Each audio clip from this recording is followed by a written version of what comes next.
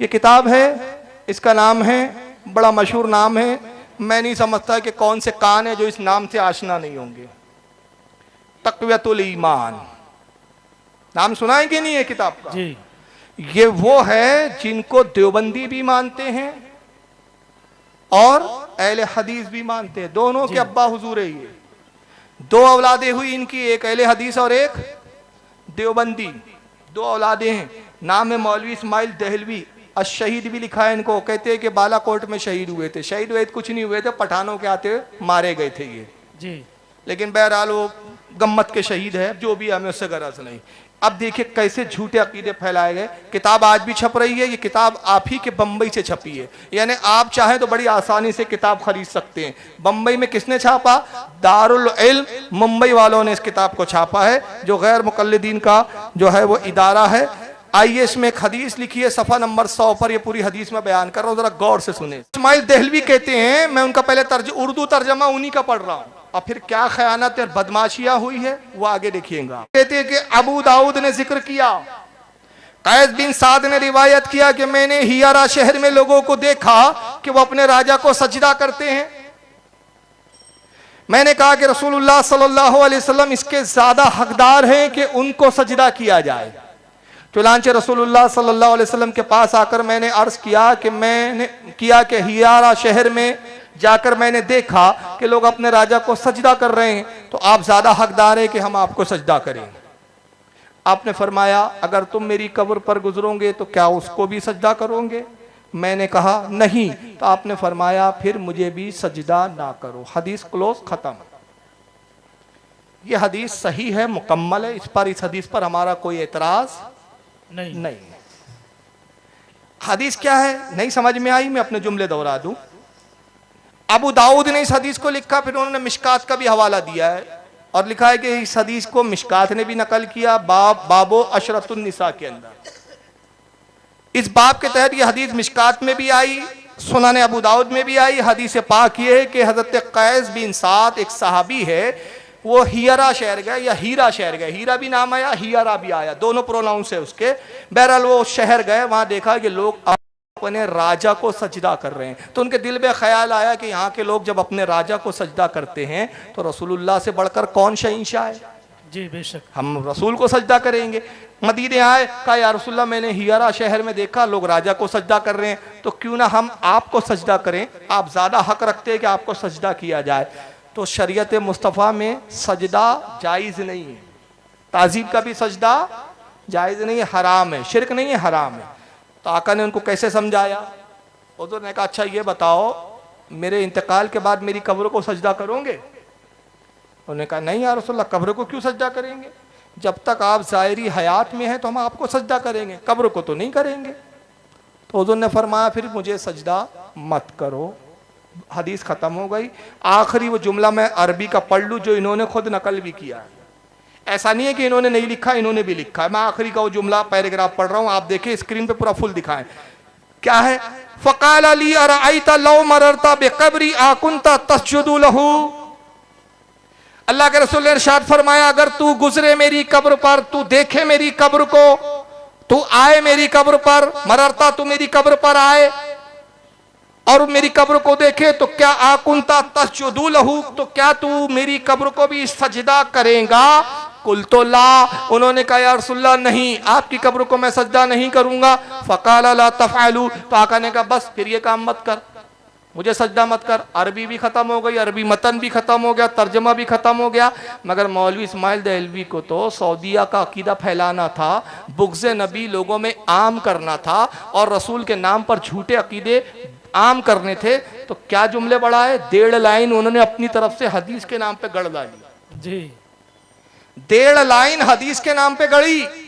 अरबी में तो नहीं गढ़ सकते थे कि पकड़ में आएंगे, उर्दू में चालाकी की, क्योंकि अवाम को बहकाना है, उलमा को तो बहका नहीं सकते थे, तो उर्दू में बढ़ा दिया ताकि अवाम समझे कि हदीस ही है, जबकि हदीस नहीं। क्या लिखते हैं कि आपने फरमाया फिर मुझे भी सजदा ना करो, यानी मैं भी एक दिन मरकर मिट्टी में मिलने वाला हूं। तो सजदे के कब लायक हूं? सजदा तो उसी पाक जात के लिए जो कभी ना मरे।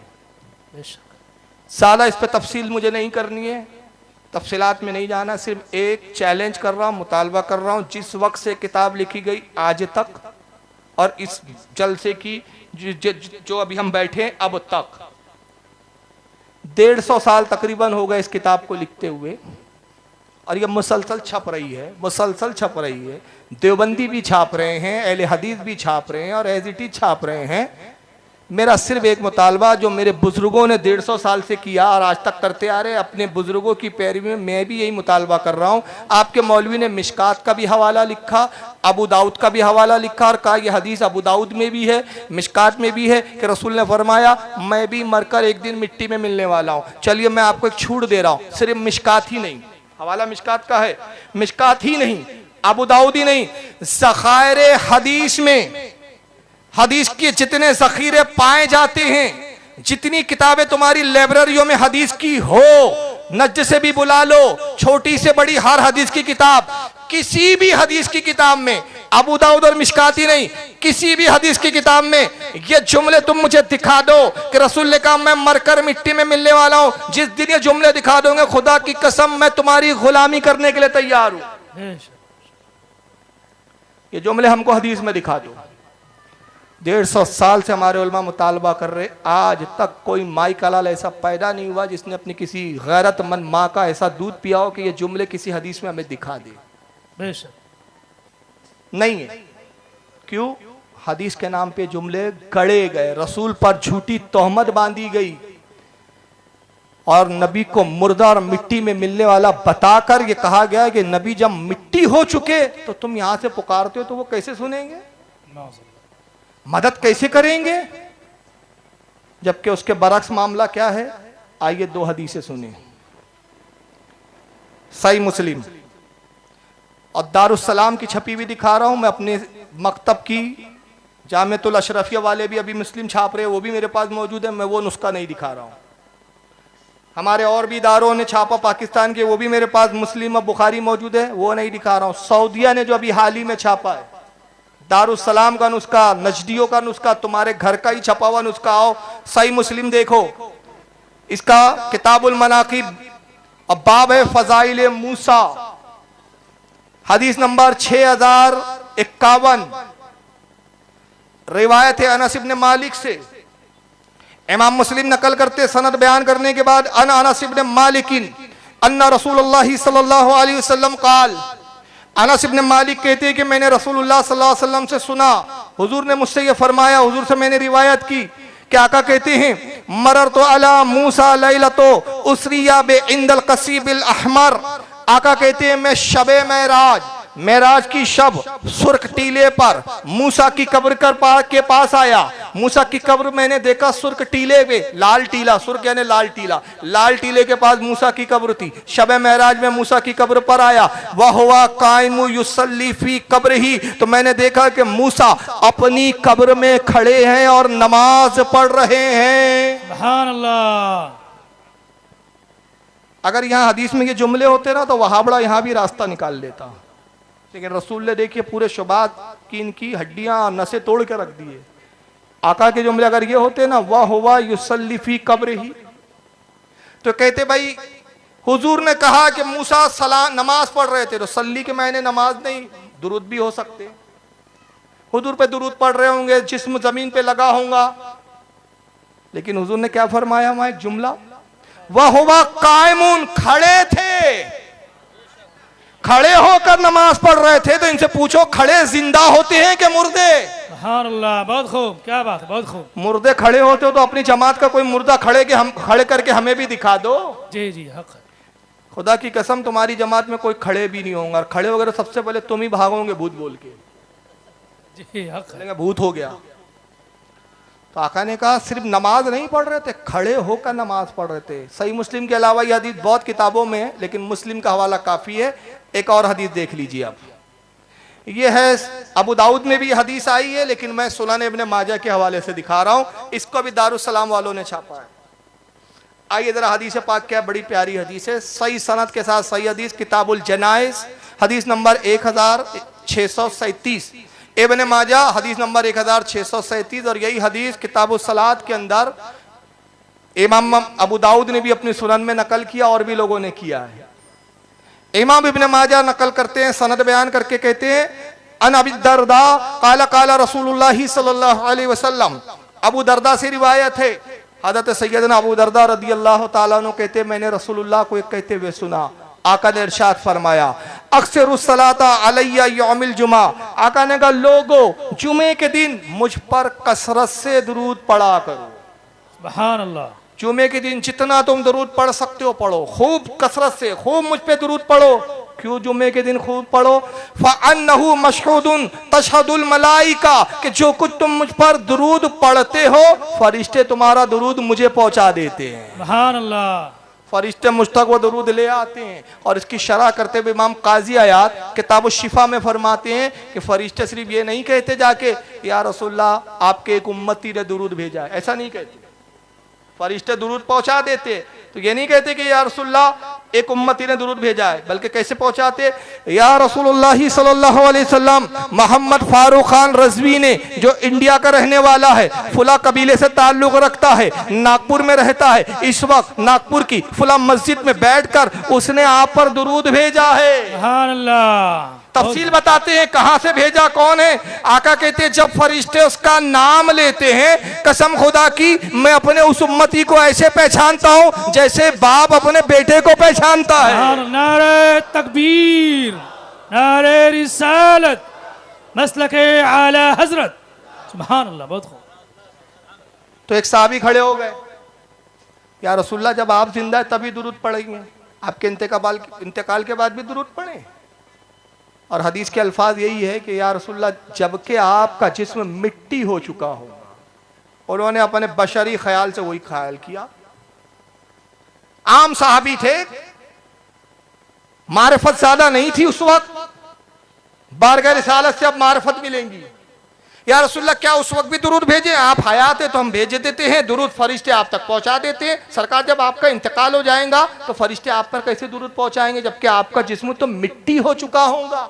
उन्होंने यही कहा या रसूलल्लाह आप तो मिट्टी हो चुके होंगे। तो आका ने जवाब में इरशाद फरमाया इन्नल्लाह हर्रमा अलल अर्दि अन ताकुला अज़्ज़ादल अंबिया अलैहिस्सलाम, का बेशक अल्लाह ने जमीन पर हराम कर दिया है कि वह अंबिया के जिस्मों को खाए। अंबिया के जिस्मों को जमीन की कब्र की मिट्टी नहीं खाती। फनबियुल्लाहि हय्युन युरज़क, अंबिया अपनी कब्रों में जिंदा होते हैं, रब की तरफ से उनको रिस्क भी दिया जाता है। सुभान अल्लाह। सुभान। रिस्क मुर्दे खाते हैं कि जिंदे खाते हैं? जिंदे। ये दो हदीसें काफी है रसूलुल्लाह की हयात को साबित करने के लिए, वरना इस पर बड़े बड़े रिसाले लिखे गए। इमाम बहकी ने एक मुस्तकिल रिसाला ही लिखा है हयातुल अंबिया। इमाम जलालुद्दीन सयूती ने इस पर एक पूरी किताब लिखी है हयातुल अंबिया, अंबिया की हयात पर। मुतअद्दिद उलमा ने मुस्तकिल इस पर किताबें लिखी है। और मुल्ला अली कारी फरमाते हैं कि रसूलुल्लाह की हयात का अकीदा इजमाई अकीदा है, इसका इनकार उम्मत में किसी ने नहीं किया। जी। शाह अब्दुल हक फरमाते रसूलुल्लाह की हयात का अकीदा इजमाई है, इसका इनकार आज तक किसी फिरके ने नहीं किया। पता चला कि उनके जमाने तक कोई ऐसा फिरका पैदा ही नहीं हुआ था जो नबी को मुर्दा कहे। सबसे पहले मुर्दा नबी को कहने वाला, मिट्टी में मिलने वाला कौन है बोलने वाला? तो दीन ये नया हुआ कि वो हुआ। अब जरा एक यहाँ दूसरा तस्वीर का एक रुख बता रहा हूं।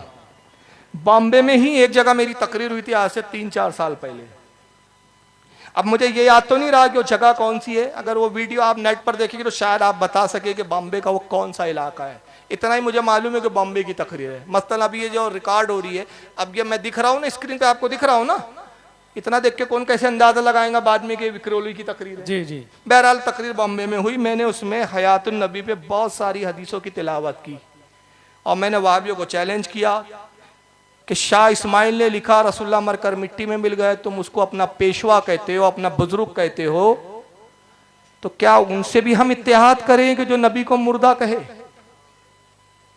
क्या मुर्दों और जिंदों में इत्तेहाद हो सकता है? जिनके नजदीक नबी मुर्दा तो उनसे हमारा कैसे? तो जिनके नबी नजदीक नबी मुर्दा, हम कहते तेरा अकीदा मुर्दा, तो जिसका अकीदा मुर्दा उससे हमारा इत्तेहाद हो ही नहीं सकता। बेशक बेशक हक है। हम जिंदों को पसंद करते हैं, मुर्दों को पसंद नहीं करते। बहरहाल मैंने तकरीर की तो इनकी जमात के कभी बहुत बड़े अल्लामा कहलाते हैं और झूठ बड़ी सफाई से बोलते हैं। अगर उनका झूठ देखना हो तो मेरी एक नई तकरीर बंबई की नेट पर डली है, आले यजीद की खाना तलाशी। वो आप सर्च करके देख लीजिएगा तो समझ में आएगा कि कैसे कितना झूठ बोला है हदीस के नाम पर। नाम है जलालुद्दीन कासमी। अब उन्होंने देखा, उनको बॉम्बे वालों ने बुलाया उसी इलाके में, गालिबन वो गोवंडी का इलाका या आसपास का था मेरे ख्याल से, बांद्रा वगैरह का था। बहरहाल वहां जलालुद्दीन कासमी को बुलाया, कहा देखो फारूक रज़वी ने चैलेंज किया है कि इस्माइल देलवी ने अगर ये लिखा है तो साबित कर दो, गुलामी करूंगा, तकरीर करना छोड़ दूंगा, 1 लाख दूंगा और ये करूंगा वो करूंगा, तो आइए जवाब दीजिए। तब सही हदीस तो थी नहीं कि रसूलुल्लाह मरकर मिट्टी में मिल गए। सही क्या, ज़ईफ से ज़ईफ झूठी मौजू हदीस भी नहीं है। तब बचने के लिए रास्ता तो कुछ था ही नहीं। तो क्या किया जलालुद्दीन ने, उसी की ज़बानी सुनिए, मैं नहीं कहता हूं, जरा सुनिए। एक साहब ने यह कहा कि शाह इस्माइल शहीद ने अपनी किताब के अंदर यह लिख दिया है कि नबी मरकर मिट्टी में मिल गए। यह हमारा अहले हदीसों का अकीदा नहीं है, यह शाह इस्माइल का अकीदा होगा। यह हमारा अहले हदीसों का अकीदा नहीं है, यह शाह इस्माइल का अकीदा होगा, हमारा अकीदा नहीं है। हमारा अकीदा क्या है, आओ मैं बताता हूं। इसलिए कि हम हदीस को मानते हैं, जो हदीस कहेगी वही अहले हदीस का अकीदा है। हदीस हदीस इस तरह हदीस बताने बैठ गए। अब हदीस वही पढ़ी उन्होंने, मैं रोक इसलिए दिया कि हदीस उन्होंने भी अबू दाऊद की ही सुनाई जो मैंने अभी सुनाई। लेकिन जुमले क्या थे, एक साहब ने, कौन साहब, नाम लेने में भी डर लगता है यार। जब नाम लेने में डर लगता है तो बैठने में कितना डर लगेगा। इसलिए तो मैं बोलता हूं पाजामा पीछे से गीला हो जाएगा, है ना। नाम लेने में भी डर लगता है। तो लफ्ज़ फारूक से डर किसको लगता था, आप समझदार हैं, मुझे कहने की जरूरत नहीं। 40 कदम दूर भागता था, है ना। वो मेरे आका फारूक आजम थे, उनसे 40 कदम भागता था, मैं उनका गुलाम हूं। ये मुझसे भी 2-4 कदम तो भागते ही है कम से कम। नाम की फजीलत और जो है वो मिलता है, हिस्सा खैरात और सदका तो मिलता है ना बुजुर्गों का। अब क्या किया, एक साहब ने ये कहा और एतराज किया कि शाह इस्माइल साहब ने लिखा कि रसूलुल्लाह मरकर मिट्टी में मिल गए। ये हमारा अकीदा नहीं है, ये शाह इस्माइल का अकीदा है। किनका अकीदा है, शाह इस्माइल शहीद का अकीदा है। ये इनके जुमले थे, शाह भी थे वो शहीद भी थे। अजीब बात है, जो रसूल के नाम पर झूठी हदीस गढ़े वो शहीद भी है, समझ रहे आप। वो शाह भी है इनके यहाँ, शाह कहते हैं बादशाह को, यानी इनके यहाँ जो झूठा होता है वही बादशाह होता है, वो शाह होता है इनके यहाँ। ये हमारा अहले हदीसों का अकीदा नहीं है, हमारा अकीदा तो हदीस के मुताबिक है। ये शाह इस्माइल का अकीदा ये वो जाने। यानी अब तक होता ये था कि कहावत ये है कि लोग वक्त आने पर गधे को अपना चचा कहते हैं, वक्त आने पे गधे को अपना बाप बना लेते हैं। ये वो जमात है जो वक्त आने पर अपने बाप का इनकार कर देती है। मगर आइए, वक्त नहीं है, मैं एक ही चीज दिखा रहा हूं, वरना और भी बहुत सारी चीज इसके सबूत में है। ये है तक़वतुल ईमान, देखते जाएं। इसको दारुल इल्म बंबई वालों ने, अहले हदीस लोगों ने छापा है। हम अहले हदीसों का अकीदा नहीं है, छापा अहले हदीस ने। दूसरी तक़वतुल ईमान दारुस सलफिया वालों ने छापा है, यह भी वहाबी गैर मुकल्लिदों का इदारा है। तीसरी तक़वतुल ईमान हिंदी में छापा है, यह भी वहाबियों ने छापा है। चौथी तक़वतुल ईमान दारुल किताब किताबुल इस्लामिया दिल्ली ने छापा है, ये भी वहाबी बदअकीदों अहले हदीस का, इन्होंने भी तक़वतुल ईमान छापा, इसमें भी लिखा रसूल मरकर मिट्टी में मिल गए। पांचवी तक़वतुल ईमान सऊदी अरब ने छापा है, सऊदिया ने भी छापा।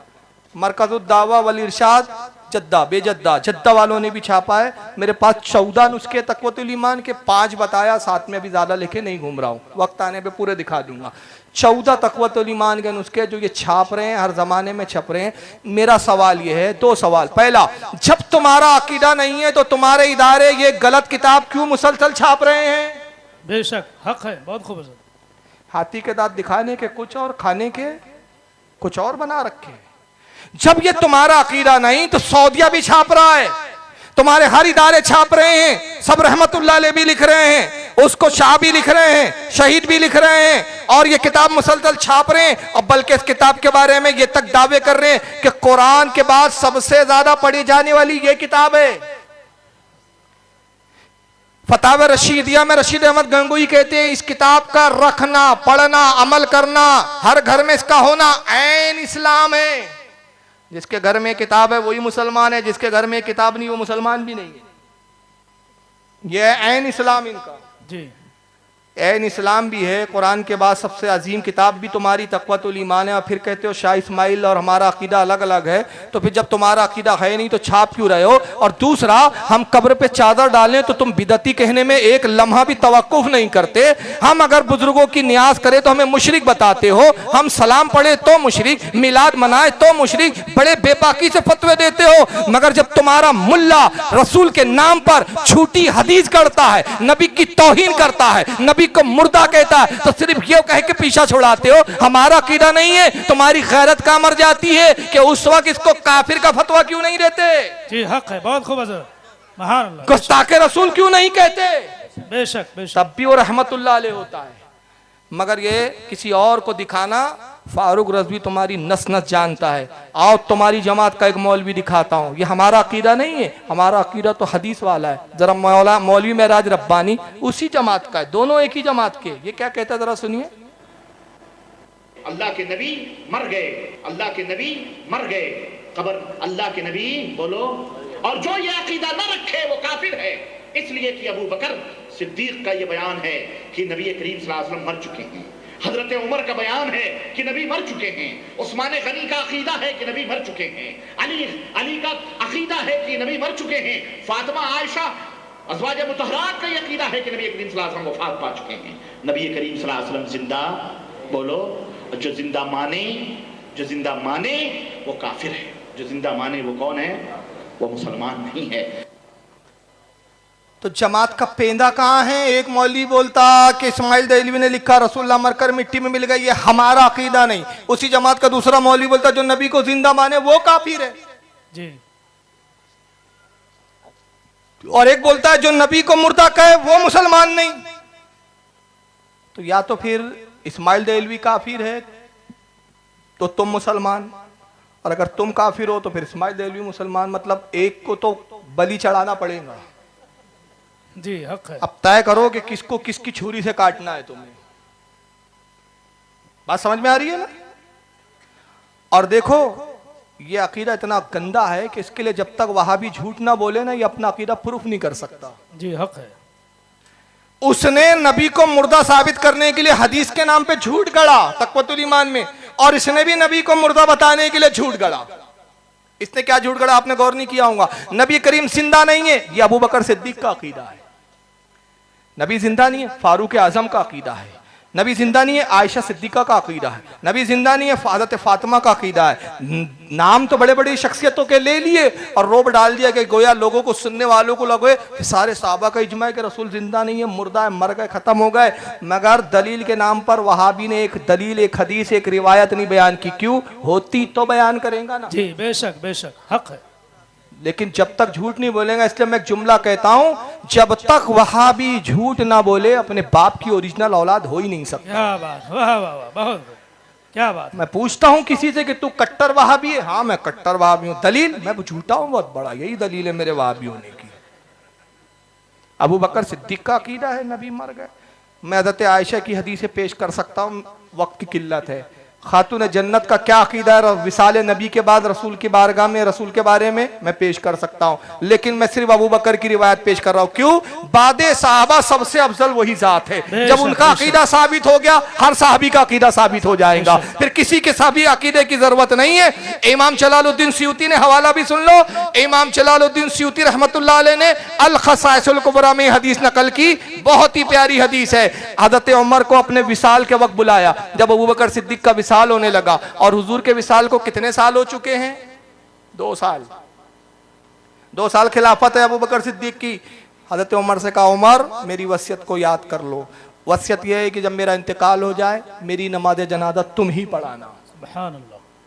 मुझे गुस्ल देना, मेरी नमाज जनाजा पढ़ाना। और उमर सुनो, खास वसियत यह है मेरी बड़ी ख्वाहिश है, बड़ी तमन्ना है कि आका के पहलू में दफन किया जाए। सुभान अल्लाह। लेकिन वो रसूल का हुजरा है। मेरी बेटी आयशा ने इजाजत तो दे दी, मगर रसूल का भी तो वो हुजरा है, खास तो रसूल ही का हुजरा है। बेशक। आका की इजाजत जरूरी है। मेरे जनाजे को रसूल के रोजे पर ले जाना और पहले इजाजत तलब करना। सुभान अल्लाह। इजाजत मुर्दों से ली जाती है कि जिंदों से ली जाती है? जिंदों से। आका से इजाजत लेना, इजाजत मिले तो दफन करना, इजाजत ना मिले तो मुझे जन्नतुल बकी में दफन कर देना। तो हजरत उमर ने नहीं कहा अय अमीरुल मोमिनीन ये कैसी बात कर रहे हैं, रसूल को इंतकाल किए हुए 2 साल हो चुके हैं। अरे इंसान की बॉडी तो 40 दिन में सड़ जाती है और 2 साल हो चुके, आपको नहीं मालूम? 1400 साल के बाद इस्माइल दहलवी आएगा और कहेगा नबी मरकर मिट्टी में मिल गए, तो हुजूर तो अभी मिट्टी पड़े हुए हैं, तो क्या सुनेंगे, क्या इजाजत देंगे, क्या मिट्टी के ढेरों से इजाजत लूं? उमर ने ये नहीं कहा। क्यों? उमर का भी यही अकीदा था, अबू बकर का यही अकीदा था कि आका से इजाजत जब ली जाएंगी, आका सुनेंगे भी, देखते भी है और इजाजत देने की ताकत भी रखते हैं। सुभान अल्लाह, सुभान अल्लाह। इंतकाल हो गया, गुस्ल दिया गया, जनाजे की नमाज हो गई, नमाज जनाजा हो गई। हजरत उमर ने नमाज जनाजा पढ़ाई। अब बड़ा बेहतरीन अंदाज में लाया गया। कैसे लाया गया? रसूल के रोजे के ठीक दरवाजे के सामने अबू बकर का जनाजा रख दिया गया। सुभान अल्लाह। लोगों ने कहा दरवाजा खोले, उमर ने कहा खबरदार रसूल के हुजरे का दरवाजा ना खोलना, रसूल के हुजरे का दरवाजा ना खोला जाए। दरवाजा नहीं खोला गया, दरवाजा बंद है। दरवाजे के करीब आए, जैसे किसी के घर आप जाते हो दरवाजे के बाहर से आवाज देते हैं ना, भाई मैं फुलाऊं खोलिए। बड़े अदब से कहा अस्सलामु अलैकुम या रसूल अल्लाह, अस्सलामु अलैकुम या नबी अल्लाह, ऐ अल्लाह के रसूल आप पर सलाम, ऐ अल्लाह के नबी आप पर सलाम, मैं उमर इब्ने खत्ताब अबू बकर सिद्दीक का जनाजा लेकर हाजिर हुआ हूँ। मेरे आका ये वही अबू बकर है जो आपके रफीक गार है, ये वो अबू बकर है जो आपका जानिसार है, ये वो अबू बकर है जो आपका साथी है, ये वो अबू बकर है जो आपसे सबसे बढ़कर मोहब्बत करता है, ये वो अबू बकर है जो पूरी मखलूक में सबसे ज्यादा आपको अजीज है। इनकी ख्वाहिश है आपके पहलू में दफन किया जाए। सरकार इजाजत हो तो हम दफन करें, इजाजत ना तो हम अबू बकर को ले जाएं। रावी हदीस कहता है खुदा की कसम हम सहाबा ने देखा, आवाजें भी सुनी, रसूल के हुजरे का दरवाजा खुला और कब्र रसूल से आवाज आई और रफीक को रफीक से मिला दो। सुभान अल्लाह। नारे तकबीर, नारे रिसालत, मसलके आला हजरत, मुबल्लिगे इस्लाम। सुभान अल्लाह। तुम अकल के घोड़ों पे बात करके अपने आप को अहले हदीस बोलते हो, शर्म करो बेगैरत हो। और फिर कहते हो आओ इत्तेहाद करो, तुम शरीयत को बदलो और इत्तेहाद हो। हरगिज़ नहीं। और फिर हमसे कहते हो देखो बड़ा मुश्किल दौर गुजर रहा है, देख नहीं रहे हैं कौन सी हुकूमत चल रही है। हुकूमत का डर किसी और को बताओ, तुम अपने कुफ्र को फैलाओ। अगर तुम्हें हुकूमत का इतना डर है और तुम इत्तेहाद की बात करते हो तो खुदा की कसम इत्तेहाद ये नहीं है कि तुम सुन्नी थे अकीदा बदल दिया, इत्तेहाद ये है कि जहां थे वहीं लौट आओ। बेशक बेशक, बहुत खूब, बहुत खूब। घर वापसी कर लो, घर जी, वापसी हक। बहुत चल रही है ना अभी, मैं इनसे कह रहा हूं तुम घर वापसी कर लो। तुम अकीदा छोड़ के घर छोड़ के निकल चुके और हमसे कहते हो बाहर आके इत्तेहाद कर लो। हम कहते हैं बाहर धूप भी है, बारिश भी है, बेटा मिलने आए हो तो घर में आओ ना। इत्तेहाद घरों में होते हैं, सड़कों पे रोडों पे नहीं होते। ये कौम को धोखा देने के लिए पॉलिसियां लाई गई है। हाँ, हिंदू जब मारता है ना वो ये थोड़ी देखता वहां भी है कि सुन्नी है, बोलते हैं क्या नहीं? अरे हाँ या ना जी। ये सब शैतान के वसवसे है, सब शैतानी वसवसे जो ईमान को कमजोर कर रहा है तुम्हारे।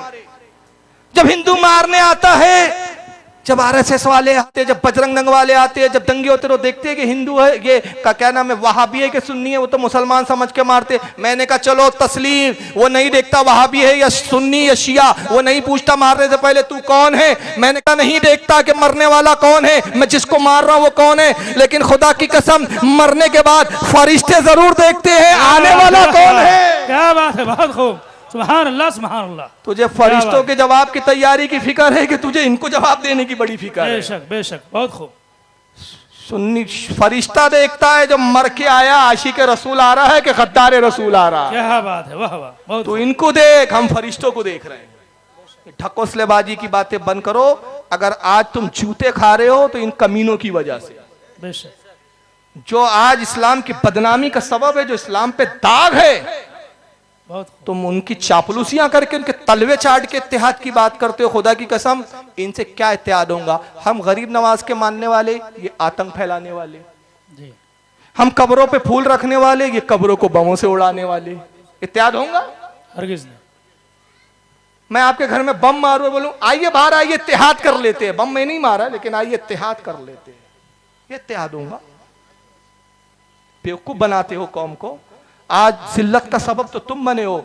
दाइश तुमने बनाई, जैशे मोहम्मद तुमने बनाया, लश्कर कहर तुमने बनाया, अल कायदा तुमने बनाया। खुदा की कसम, रब्बे कायनात की, रब्बुल इज्जत की कसम, एक टेररिस्ट तंजीम, एक दहशतगर्द तंजीम किसी सुन्नी की नहीं। इसलिए कि सुन्नी दहशतगर्द नहीं होता, जो ख्वाजा को मानता है वो दहशतगर्द नहीं होता, और जो दहशतगर्द होता है वो ख्वाजा का मानने वाला नहीं होता। बेशक बेशक, बहुत खूब, बहुत खूब, हक है, बहुत खूब। हाँ, बेवकूफ बनाते हो। मजलूमों को बम रख के इस्लाम को तुमने बदनाम किया। ढाका में तुमने एयरपोर्ट पे बम रखा।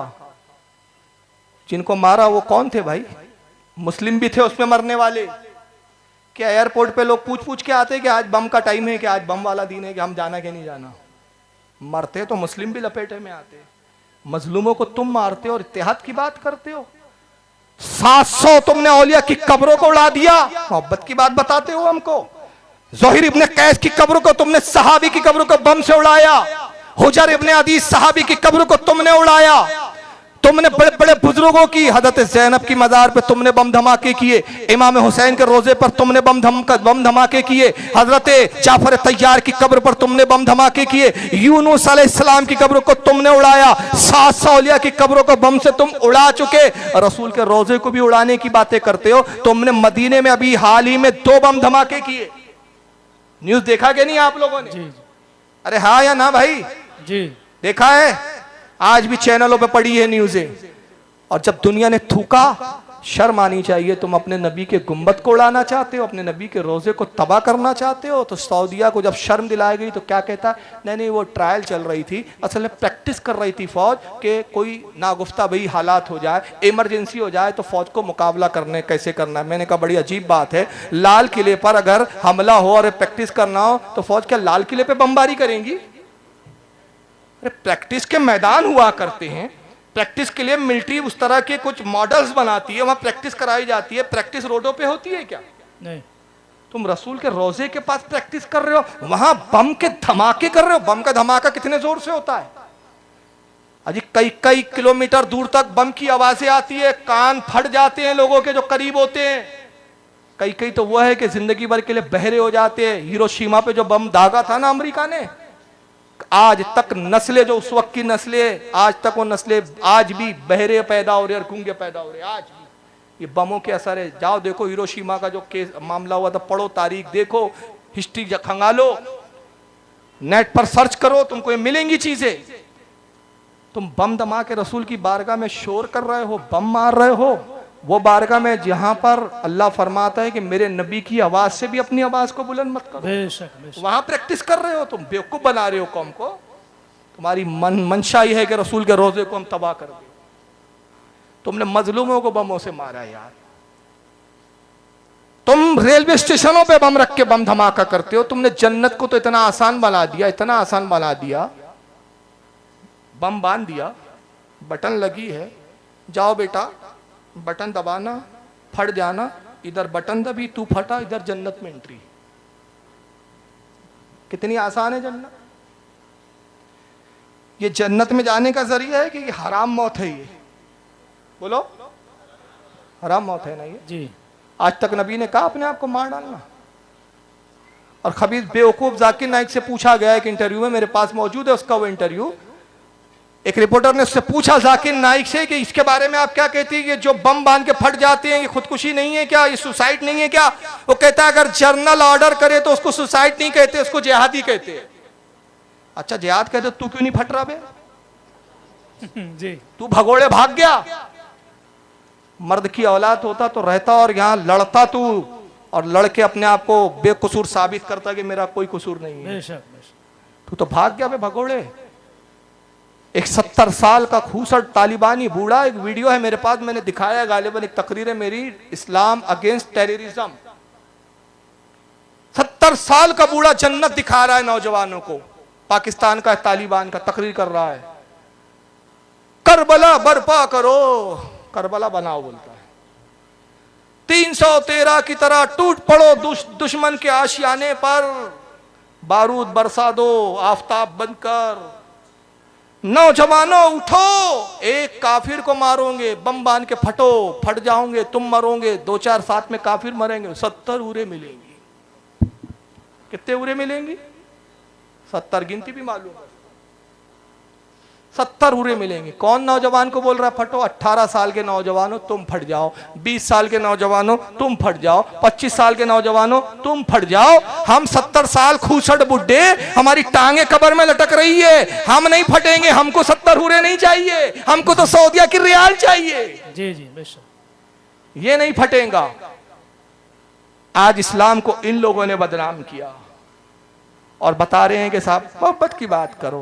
मोहब्बत की तुमने बात की है, तुमने बम रख के मोहब्बत की बात की है, तुमने इस्लाम को तो बदनाम करके टेररिस्ट मजहब बना दिया। खुदा की कसम, अगर आज इस्लाम का दिफा कर रहा है, अगर आज हम अपने हम वतनों को समझाने की कोशिश कर रहे हैं कि इस्लाम का आतंकवाद से कोई ताल्लुक नहीं, तो वो सिर्फ सुन्नी है।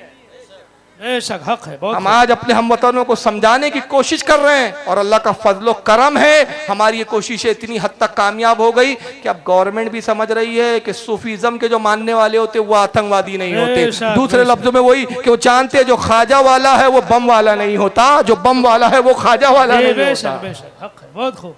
अब हुकूमत भी समझने लगी है। तो तुम बम बरसाने वाले, हम फूल बरसाने वाले, तुम बमों से मारने वाले, हम मोहब्बत की बात करने वाले, कहाँ तुमसे हमारा इत्तेहाद होगा? हमारा किसी दहशतगर्द से इत्तेहाद नहीं हो सकता, हमारा किसी आतंकवादी से इत्तेहाद नहीं हो सकता। तुम देश के भी आतंकवादी हो और मजहब के भी आतंकवादी हो। बेशक बेशक, तुमने इंसानों को बम से मारा है और अपने कुफ्र के गोलों से तुमने लोगों के ईमानों को उड़ाया है। तुम दोनों तरह से मुजरिम हो। अब तस्वीर का रुख मैं दूसरा दिखा रहा हूं। एक तरफ मौलवी इस्माइल देलवी साहब ने इनकार कर लिख दिया, मरकर मिट्टी में मिल गए। जलालुद्दीन कासमी ने इनकार कर दिया कि वो हमारे नहीं है, वो जाने। महराज रब्बानी बोलता है नहीं, जो नबी को जिंदा माने वो काफिर। और फिर इसको सुन लो, ये जर्जिस नौटंकी को,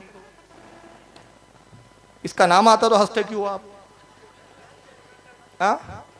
हंसना नहीं चाहिए, इज्जत से नाम लीजिए। बनारस का नाजायज जवाई है। जब मैंने समझाया इसको पहले भी तकरीर में, देख सही चल, गौस पाक की तौहीन मत कर, खड़ी मूर्ति पड़ी मूर्ति मत बताता था ना, याद है?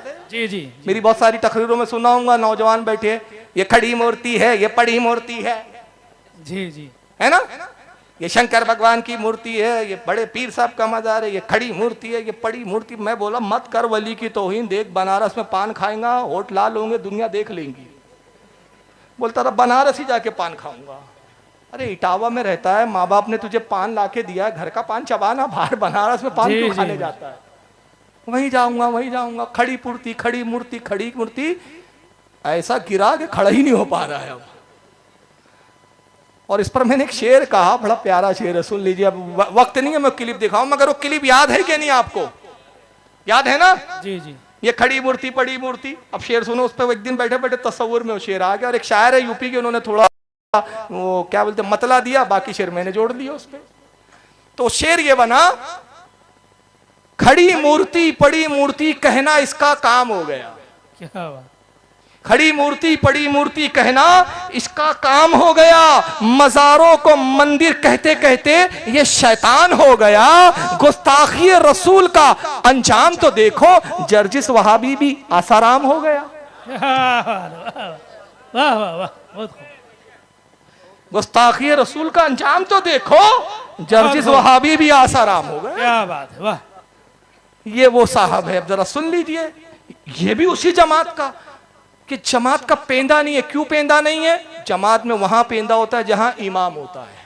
बेशक बेशक, भाई अगर नमाज में इमाम ना हो और सफे लगा दी जा और कहा भाई नमाज पढ़ो जिसके जैसे पढ़ना है, तो कोई रुकू में जाएगा, कोई सजदे में होगा, कोई क़याम, डिसिप्लिन खत्म हो जाएगा।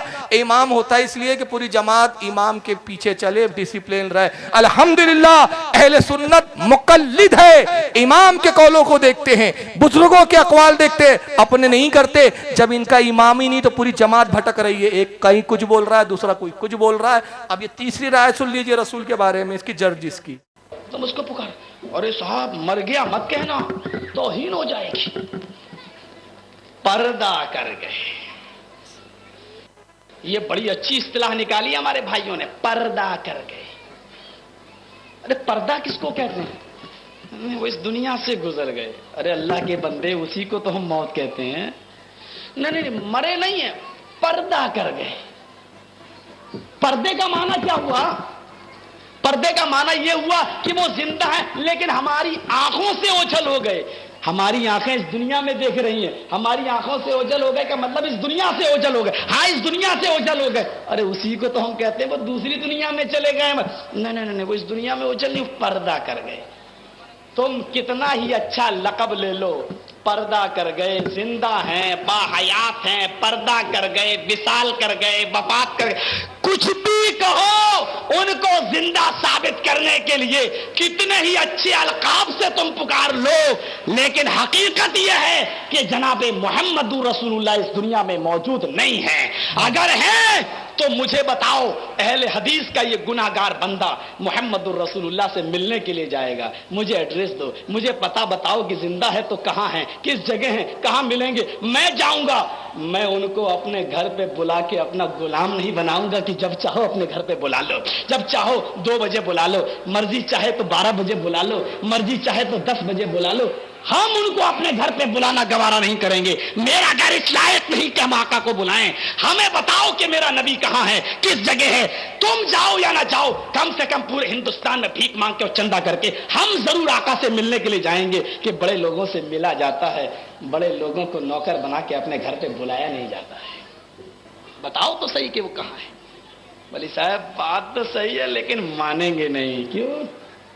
बिरयानी की डेगें बंद हो जाएंगी और मुहर्रम के खिचड़े बंद हो जाएंगे हमारे, अगर मान लिया। बात तो सही है लेकिन मानेंगे नहीं। तंज किया उसने हम पर।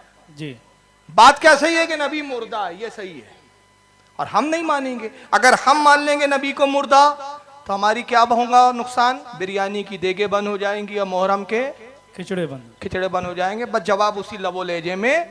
बात तो ये सही है कि मुस्तफा जिंदा है, तुम भी नहीं मानोगे। तुम मान लोगे तो नजदियों की खैरात, ज़कात, सदकात मिलना बंद हो जाएंगे। मसला तो ये है, तुम भी नहीं मानोगे और हम भी नहीं मानेंगे। खुदा की कसम, हम गौसे पाक की 11वीं क्यों छोड़े यार? इमाम हुसैन का खिचड़ा क्यों छोड़े? ये तो अल्लाह का इनाम है।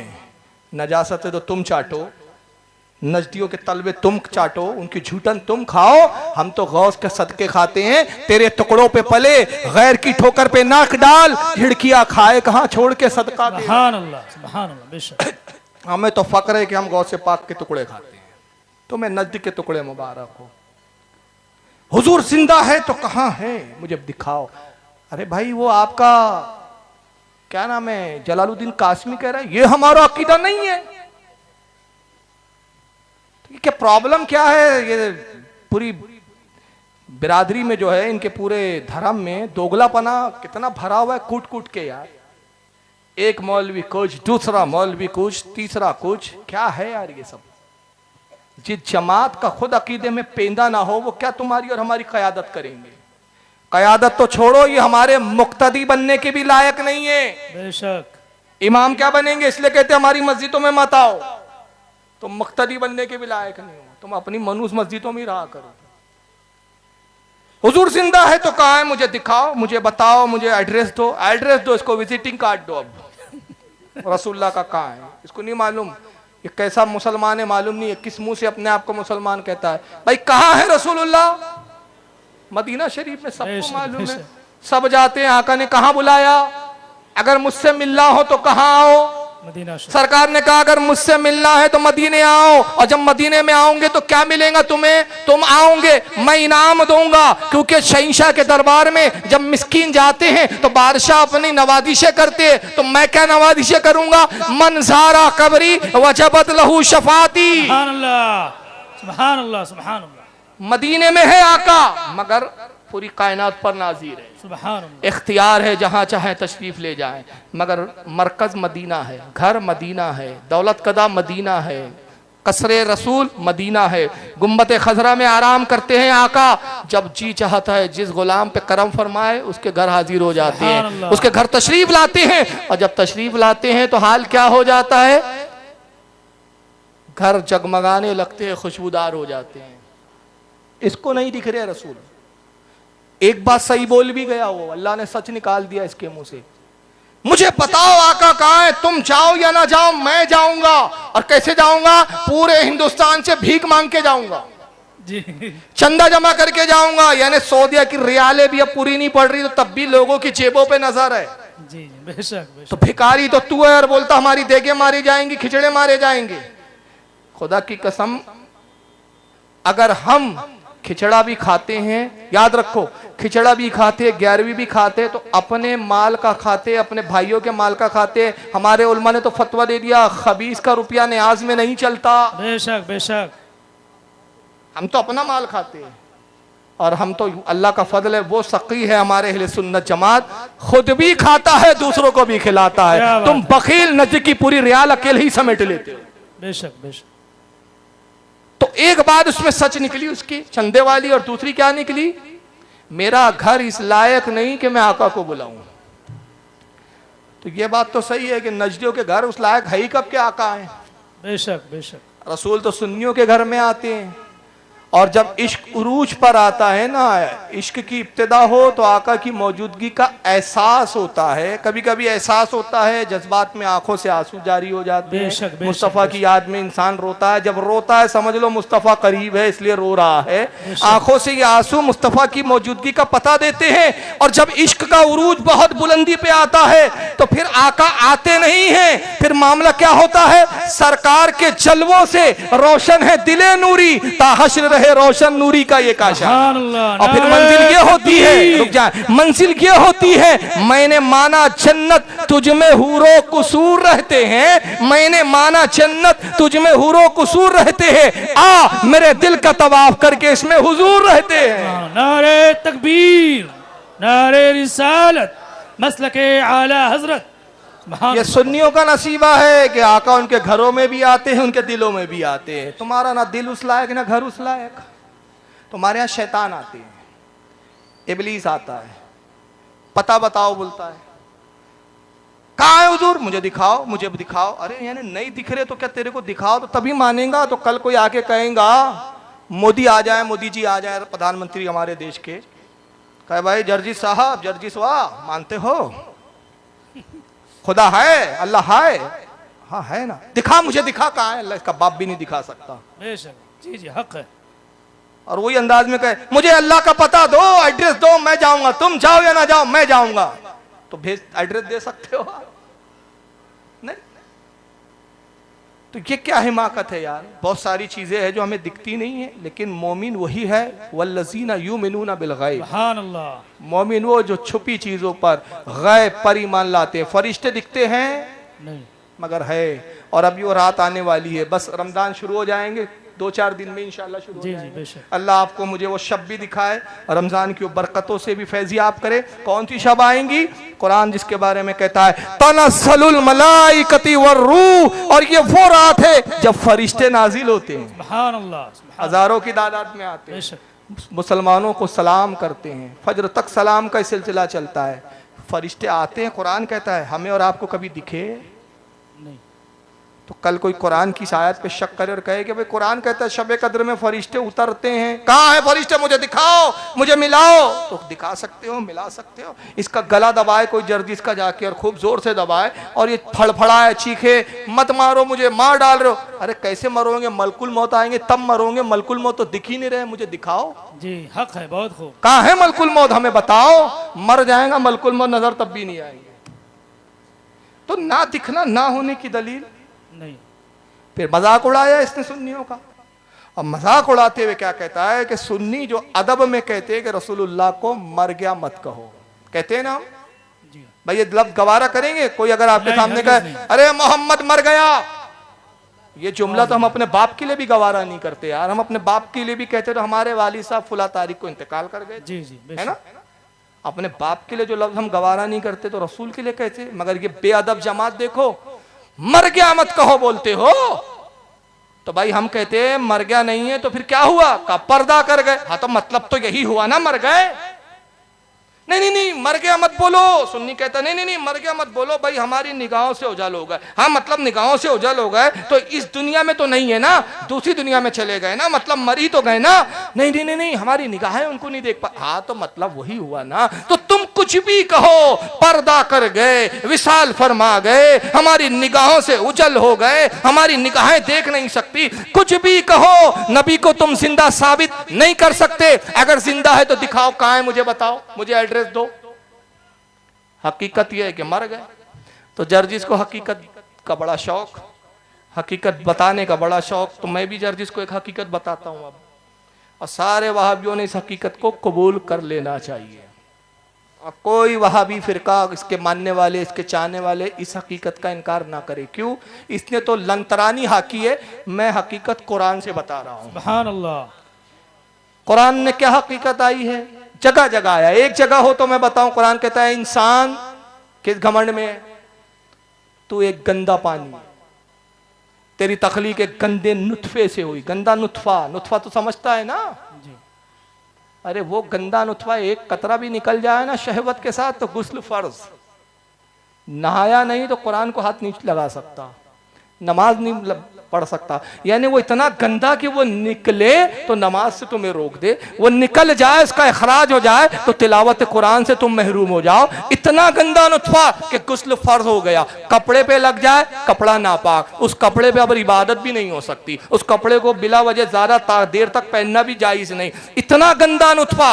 और वो गंदा पानी, गंदा नुत्फा, गंदी बूंद, उससे तखलीक हुई इंसान की। हकीकत इंसान गंदा नुत्फा, इंसान की हकीकत गंदा पानी। तो जर्जिस भी गंदा पानी, जर्जिस भी गंदा नुत्फा, ये भी उसी गंदे नुत्फे से पैदा हुआ। इसके बाप का नुत्फा ही है ना ये। हम भी है, हम इनकार नहीं करते क्योंकि कुरान ने कहा तू भी तो है ना। तो अब ऐसा करें कि जब जलसा हो, ये मसनद पर आए, मिंबर पर आए। मिंबर में गलत बोल रहा हूं, स्टेज बोलना चाहिए। मिंबर तो सुन्नियों के होते हैं, इनके स्टेज होते हैं। स्टेज पर जब ये आए तो इसका अलाउंसर यूं ऐलान करे, हजरात रास्ता छोड़े, गंदा नुत्फा चला रहा है। जी जी हक है, बहुत खूब। हजरात आइए, अब आपके सामने जनाब गंदा नुत्फा तकरीर फरमाएंगे। और फिर कोई एतराज करे, इतने बड़े जर्जिस मौलाना को आपने, बनारस के जवाई को आपने ऐसा कैसे बोल दिया गंदा नुत्फा? तो उसी के लबो लहजे में फिर यूं जवाब होना चाहिए, अरे भाई क्या गंदा नुत्फा कहा तो क्या हर्ज हुआ? इन्हें अल्लामा कहो, मौलाना कहो, हजरत कहो, हुजूर कहो, किबला कहो, कुछ भी कहो, हकीकत तो ये है तो गंदा ही नुत्फा। जी जी बहुत खूब, क्या बात है, बहुत खूब।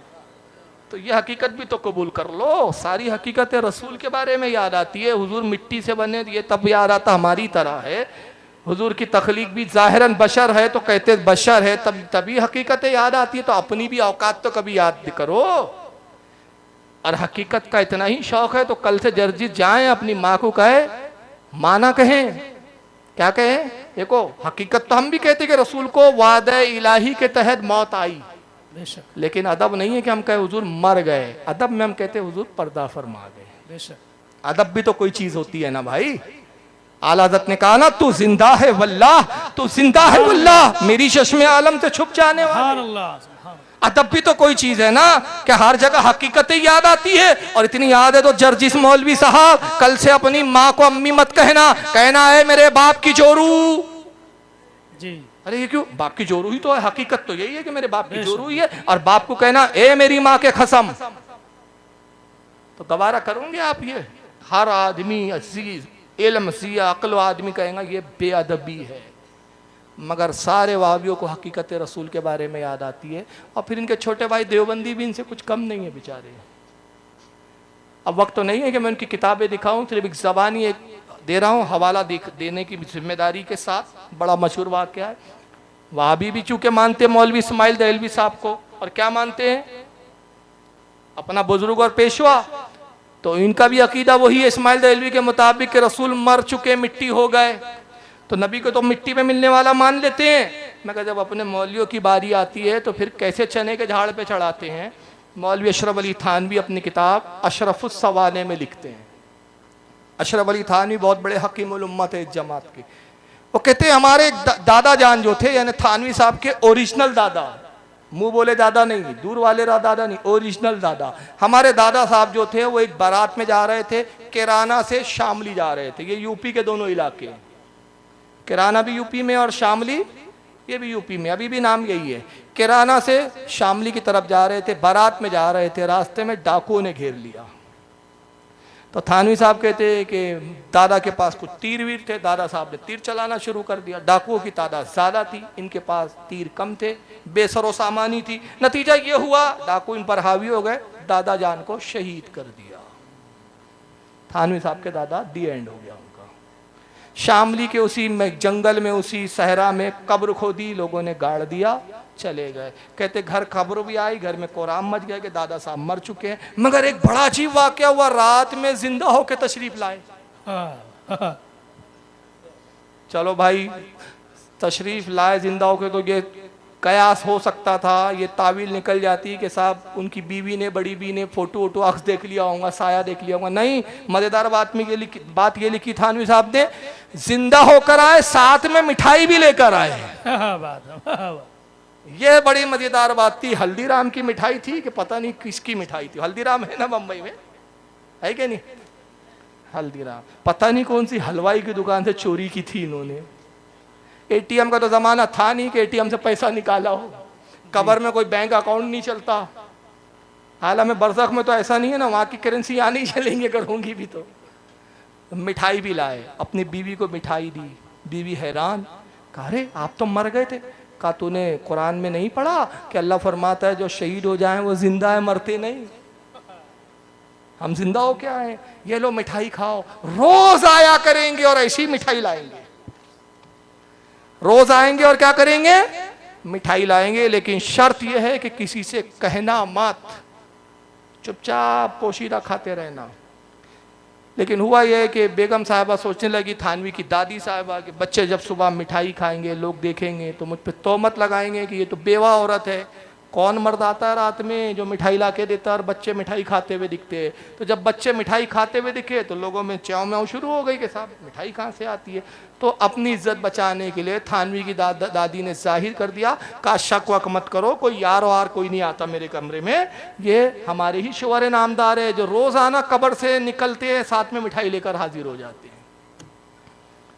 अपने मुल्लाओं को जिंदा भी साबित कर रहे हैं, मिठाई भी। और जैसी बड़ी बी ने रात फाश किया, दूसरे दिन से बड़े मियाँ आना बंद कर दिए।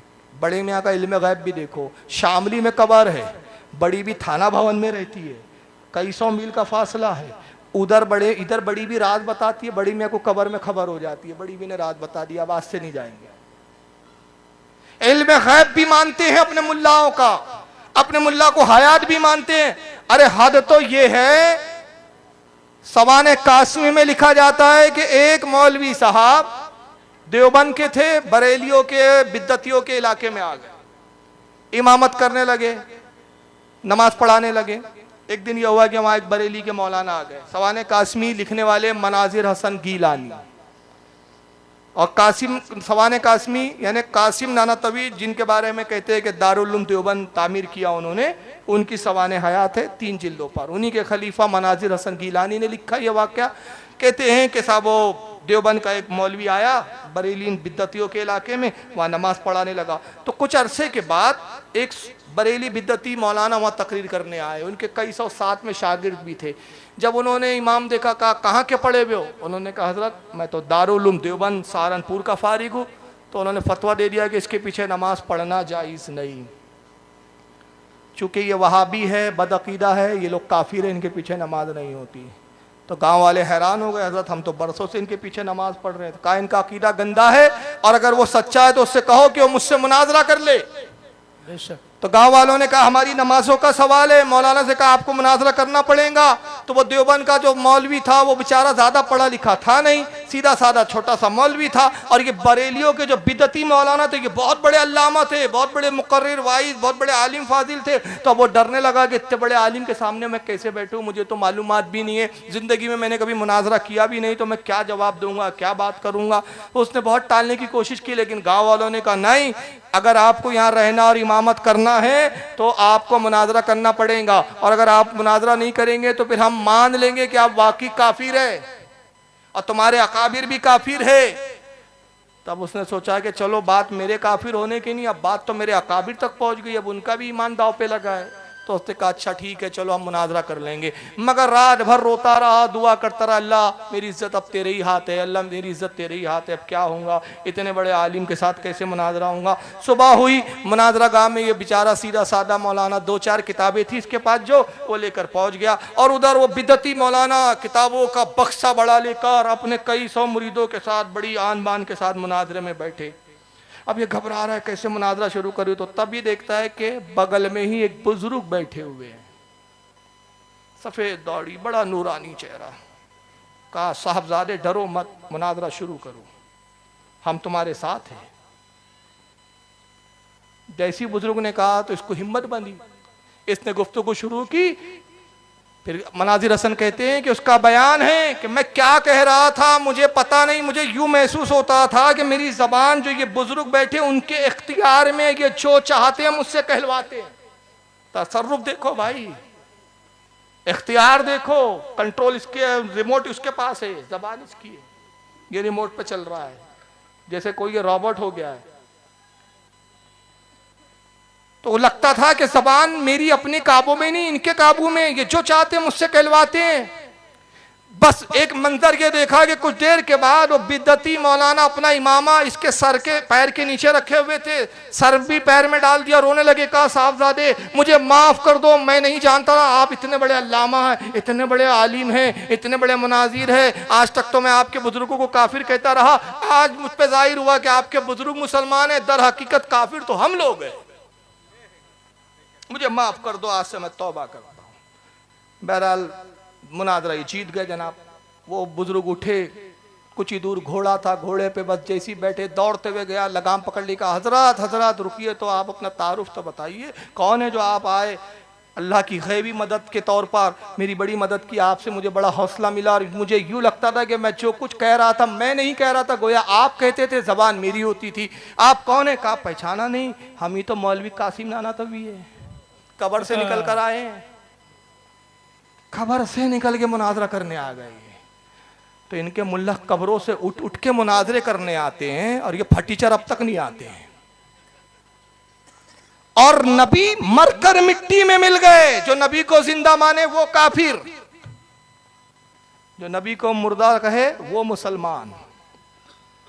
तो ये अकीदे के दोगलेपन है। तो ऐसे दोगलों से कैसे इत्याद हो सकता है यार, जरा सोचो।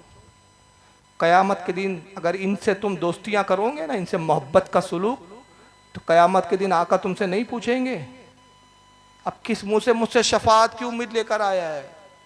जा उन्हीं से शफाअत मांग जिनसे तू दोस्तियां करता था, जो मुझे मुर्दा और बेख्तियार बताते थे। पूरी जिंदगी तो तुमने मुझे बेख्तियार माना, उन्हीं के साथ तू दोस्तियां करता रहा।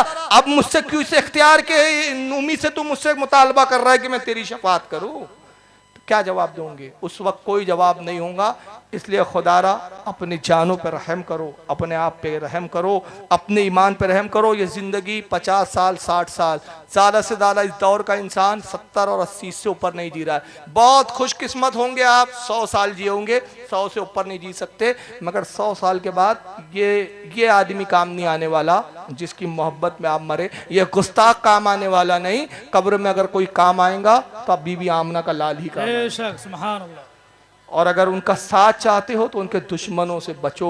मैंने इब्तिदा में यही कहा था, ये हो नहीं सकता जो मेरे बाप को गाली बके वो मेरी मोहब्बतों का हकदार हो, जो मेरी माँ की बेइज्जती करे वो मेरी इनायतों का हकदार हो। जब ये उसूल है कि जो मेरे माँ बाप का, मेरी बीवी और बच्चों का गुस्ताख हो वो मेरी मोहब्बतों का हकदार नहीं हो सकता, फिर कैसे तवक्के करते हो तुम कि जो अल्लाह रसूल के गुस्ताख हो, अल्लाह की रहमतें उन पर हो।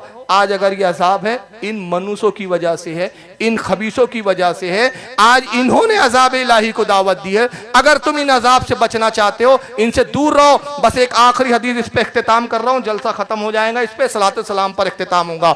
एक आखिरी हदीस, मैं अपनी पूरी बात का निचोड़ इस हदीस के तहत बयान कर रहा हूँ। मैं कहता हूँ अगर मैं पूरी तकरीर ना करता, सिर्फ ये एक हदीस बयान कर देता और आप इस हदीस को दिल की गहराइयों के साथ सुन के कबूल कर ले, खुदा की कसम आज का जलसा कामयाब हो गया, आज की तकरीर मुकम्मल हो गई। हदीस पाक क्या है? आका फरमाते कि मूसा अलैहिस्सलाम के बाद बनी इसराइल के 6 लाख एक आबादी थी। अलग अलग आबादियों में अलग अलग नबी मबूस होते थे। उस जमाने में हर कबीले के एक अलग नबी होते थे। एक वक्त में कई कई अंबिया होते थे, लेकिन रसूलुल्लाह पूरी कायनात के नबी बनकर तशरीफ लाए। बेशक बेशक। आका कहते हैं मूसा के बाद बनी इसराइल का एक कबीला था जिसकी आबादी 6 लाख थी। एक शहर आबाद किया उन्होंने। उस कौम में हजरत यूशा अलैहिस्सलाम एक नबी मबूस किए गए। क्या नाम था उस नबी का? यूशा अलैहिस्सलाम। हजरत यूशा अलैहिस्सलाम आए, कौम को समझाया, दीन पहुंचाया। 3 लाख लोग ईमान लाए। 6 लाख की आबादी थी, ईमान कितने लोग लाए? 3 लाख। और 3 लाख लोगों ने ईमान कबूल नहीं किया, कुफ्र को इख्तियार किया, बुतों के पुजारी बने रहे, गैर माबूदों के सामने सर सज्जे करते रहे, सर झुकाते रहे। हज़रत यूशा ने बहुत समझाया, नहीं माने, बहुत समझाया, नहीं माने, हत्ता के बरसों समझाया। और जब हज़रत यूशा अलैहिस्सलाम मायूस हो गए, उस कौम से देखा अब ये नहीं मानने वाले, तो आपने अल्लाह की बारगाह में दुआ की, परवरदिगार इनको हलाक फरमा दे, इन पर अजाब नाजिल फरमा, इनको तबाह कर दे। और अपने हुक्म दिया, यूशा कौम से निकल जाओ। का मौला कितनों को साथ लो, कौन कौन से ईमान वालों को साथ लो? फरमाया किसी को साथ लेना नहीं है, तन्हा कौम से निकलो, सारे मारे जाएंगे। पूरी 6 लाख की आबादी में यूशा सिर्फ तू तन्हा बचेगा। सजदे में गिर गए और रोने लगे, खालिक के कायनात ये कैसा तेरा इंसाफ है परवरदिगार, मैंने खताकारों के लिए अजाब मांगा है, इस कौम में 3 लाख वो भी तो है जो तेरी फर्मा बरदारी करते हैं, वो भी तो है जो तेरे बारगाह में सजदा रेज होते हैं, तुझे खुदा जानते हैं, शरीयत मूसा की पैरवी करते हैं, मुझे नबी मानते हैं, ऐ परवरदिगार उन्हें भी तू हलाक फरमाएंगा? अल्लाह ने फरमाया हाँ यूशा, मैं उस कौम को भी हलाक करूंगा, उन 3 लाख फर्मा बरदारों पर भी अजाब आएगा। मौला कसूर क्या है उनका? अल्लाह ने फरमाया कसूर ये है, इबादत तो मेरी करते हैं, मुझे रब तो जरूर मानते हैं, मगर जो मेरे गुस्ताख है उनसे दोस्तियां और ताल्लुकात रखते हैं जी, उनसे अलहदगी इख्तियार नहीं करते।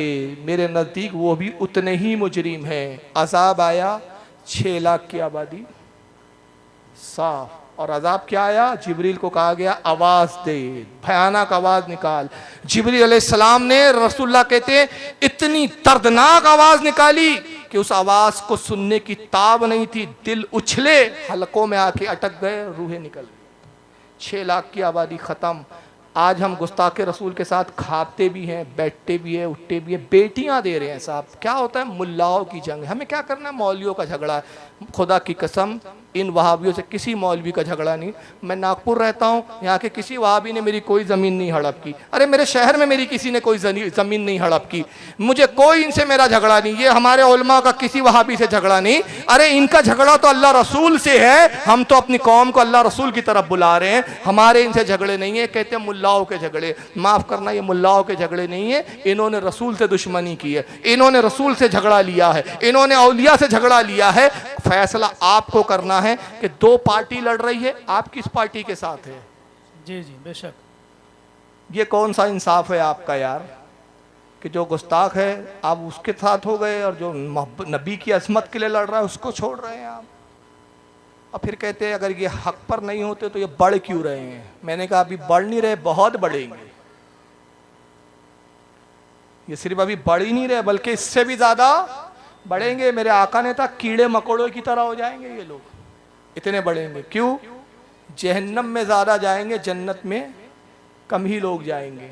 तय तो आपको करना है कि बड़ी जमात में आपको रहना है कि वो कलील जन्नती जमात में आपको रहना है। तादाद कभी हक का मयार नहीं होती। अगर हक का मयार तादाद बनती तो करबला में 22,000 हक पर होते, 72 हक पर नहीं होते। अगर तादाद मयार होती तो गज़वा बद्र के वक्त 313 हक पर नहीं माने जाते, वो 1000 मुशरिकीन हक पर माने जाते। लेकिन तादाद पैमाना नहीं होती। अगर ये बढ़ रहे हैं तो इनका बढ़ना ही इनके बातिल होने की दलील है। बेशक बेशक। आप पूछेंगे कैसे?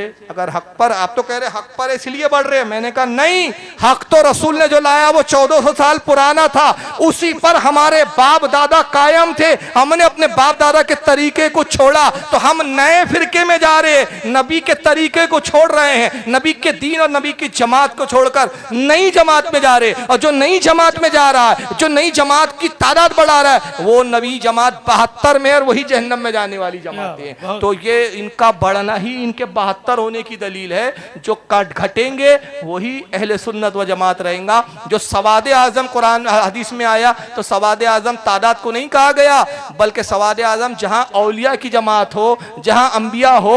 हमारी जमात में वली है, मैं चैलेंज करता हूं इनकी जमात में आप एक वली भी नहीं दिखा सकते। बेशक बेशक। गौसे पाक की जमात में इनके यहाँ है कि हमारे यहाँ है, गरीब नवाज इनके यहाँ है कि हमारे यहाँ है, बाबा फरीद इनके यहाँ है कि हमारे यहाँ, सब हमारे यहाँ है भाई। तो जहाँ वली है वो सवाद आजम है। बल्कि उलमा फरमाते हैं कि क़यामत से कब्ल एक भी अगर अल्लाह कहने वाला है, अल्लाह के रसूल फरमाते हदीस में क़यामत नहीं आएंगी, वो तन्हा शख्स ही उस वक्त सवाद आजम है। वो तन्हा सवाद आजम है जो पूरी क़यामत को रोकेगा। बताइए आखिरी वक्त में एक शख्स बचेगा जो अल्लाह कहेगा, हक पर वो होगा। तो तादाद के बढ़ने को मत देखिए, हक्कानियत किधर है उसको देखिए। हक वो था जहाँ गौसे आजम थे, हक वो है जहाँ गरीब नवाज है। अल्लाह ताला आपको मुझे हम सबको समझने की तौफीक अता फरमाए और हमारे अपने दीन हक अहले सुन्नत और जमात पर कायम व दायम। भाई देखिए जुलूस के बारे में मैं हर बार अपील तो मैं भी करता हूँ। मोइन मिल्लत भी यहाँ बॉम्बे की असीम शख्सियत हमारे सादात सैयदजादे हैं, उनकी भी अपील होती है। बड़े अफसोस की बात है कि सुन्नियों का सबसे बड़ा प्रॉब्लम यह है कि अपने उलमा की नहीं सुनते। मैं आज तक समझ नहीं पाया अपने कौम के मिजाज को अल्लाह ने क्यों ऐसी अकलें बना दिया इनकी। जब सुन्नी आलिम कहेंगे नमाज पढ़ो तो हमारे सुन्नी लोगों के कान पे जू भी नहीं रहेगी। हमारा आलिम कहेंगे खुराफातों से बचो, हमारे लोग कोई मुतासिर नहीं होंगे। मगर वही बात एक वहाबी बोलेगा तो सारे सुन्नी अरे कितना अच्छा बोला। तो भाई हमारा मौलाना क्या बोल रहा है? वो भी तो यही बोल रहा है कि ढोल मत बजाओ, डीजे मत बजाओ, नाचो मत। जुलूस नबी की अजमत के इजहार के लिए निकाला जाता है, ना कि शरीयत को पामाल करने के लिए। मुस्तफ़ा ढोल तोड़ने आए, ढोल को बजाने नहीं आए थे भाई। अगर इस्लाम में ढोल होता ना, खुदा की कसम हजरत अली सबसे अच्छे ढोल बजाने वाले होते। अबू बकर के हाथ में एक बड़ा सा ढोल होता, मगर ये हमारे साहबा के हाथों में ढोल नहीं थे, तलवारें हुआ करती थी। ढोल बजाना ये नामर्दी वाले काम है, मर्दानगी के काम नहीं है। मर्दों को जेब देता है ढोल बजाना। जरा तसव्वुर करो, ये मर्दों को डीजे बजा रहे, नाच रहे, ये नाचना क्या मर्दों का काम है? ये तो तवायफों के काम हुआ करते थे भाई। बहुत गंदी निगाह से वो चीज़ देखी जाती थी कि आज तुम कैसे किन लोगों की पैरवी कर रहे हो। फिल्मी दुनिया की आप पैरवी करते हो, वो फिल्मी दुनिया के एक्टर जिनके माँ बाप के भी पते नहीं ढंग से, किन लोगों की पैरवी करते हो? सहाबा इकराम तो मर्द होते थे यार। फारूक आजम का जरा तस्वुर करो क्या रहते होंगे। हदीसों में आता है, रिवायतों में, कि जब वो घोड़े पे बैठते थे ना फारूक आजम, और रिकाब में पैर डाल के नहीं बैठते थे, घोड़े को दौड़ाते थे, घोड़ा दौड़ता था, साथ में दौड़ते थे, पीठ पर हाथ रख के उछल कर उस पर बैठ जाते थे। या मंदिर देखो कितनी मर्दानगी का काम है, कर सकते हैं क्या आप और हम? खालिद इब्ने वलीद का जरा तस्वुर करो, क्या तस्वुर रहा होगा इनका। खालिद इब्ने वलीद जिनको अल्लाह के रसूल ने सैफुल्लाह कहा है, तलवार हमायल किए हुए है, सीना चौड़ा है, मर्दानगी, आवाज निकाले तो दुश्मन कांप जाए। मौला कायनात का क्या आलम था, मैदान में उतरते थे तो जमीने जंग कांपने लगती थी। जिसने खैबर उठाया हो, खैबर उठाने वाले क्या ढोल उठाया करते थे? अपने बुजुर्गों को की मानते हो तो मर्द बनो यार, ये जनाना काम है, इसको खुदा के वास्ते छोड़ दो। इससे हमारी सुन्नियत भी बदनाम होती है, हमारे उलमा को जवाब देने में मुश्किल होती है। हम इनके अकीदों के मुंह तोड़ जवाब दे देते हैं, इनकी बदअकीदियों को मुंह तोड़ हमारे पास जवाब है। लेकिन अगर हमारे पास जवाब नहीं होता, हमारे उलमा के पास जवाब नहीं होता, तो सिर्फ हमारी खुराफात का नहीं होता। बहरहाल अभी जुलूस को वक्त है, लेकिन अहद कीजिए आज और ये इरादा कीजिए कि हम वो काम नहीं करेंगे जिससे हमारी सुन्नियत बदनाम हो। अगर हम अपनी सुन्नियत को फायदा नहीं पहुंचा सकते तो कम से कम खुदा के वास्ते नुकसान भी मत पहुंचाओ यार। अगर आप सुन्नियत की तबलीग नहीं कर सकते, वक्त नहीं है आपके पास, दुनियादारी में इतने लगे हो कि आपके पास वक्त नहीं है कि अपनी सुन्नियत के लिए कुछ कर सको, तो खुदा के वास्ते वो काम भी मत करो जिससे सुन्नियत बदनाम हो। किसी को सुन्नी नहीं बना सकते तो वो काम भी मत करो जिसे देखकर लोग बदअकीदगी की तरफ जाए। तो ये इससे परहेज कर कीजिए, अपने रखे। वमा अलैना इल्लल बलागुल मुबीन। अस्सलाम।